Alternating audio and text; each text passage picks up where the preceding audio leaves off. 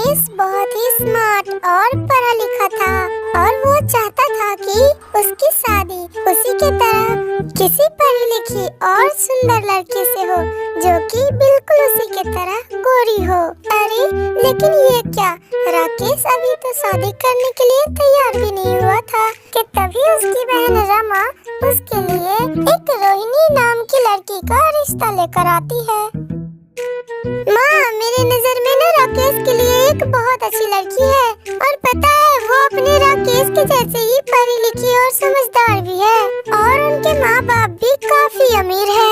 अगर हमारे राकेश की शादी उस लड़की से हो गई ना तो समझो अपनी राकेश की तो निकल पड़ेगी। अरे रमा बेटा, मैं तेरे लिए तेरे उस निकम्मे भाई की शादी तो करवा दूं, लेकिन उसे तो कोई लड़की ही पसंद नहीं आती।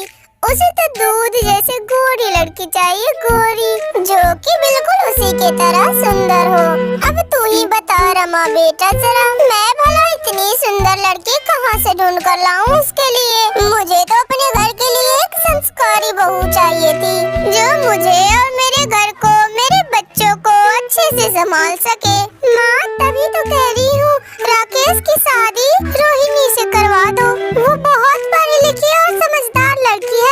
और रही राकेश की बात तो उससे तो मैं बात कर लूंगी, राकेश मेरी बात कभी नहीं टालता। रमा अपनी माँ से राकेश के शादी की बात कर ही रही होती है कि तभी वहाँ पे राकेश आ जाता है और अपनी शादी की बात सुनकर अपनी बहन से कहता है, अरे दीदी, आप फिर से चली आई मेरी शादी की बात करने। मैंने कहा था ना आपको, मुझे नहीं करनी कोई शादी वादी। अरे जब मुझे लगेगा कि हाँ मुझे शादी कर लेनी चाहिए तब मैं बता दूंगा ना आप लोगों को।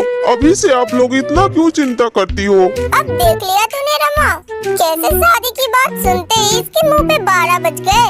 अब तू ही समझा इसे कि मेरी उम्र हो गई, अब मुझे इस घर में बहू चाहिए, बहू। अपनी माँ के कहने पर रमा अपने भाई रमेश से बात करती है और उसे समझाती है।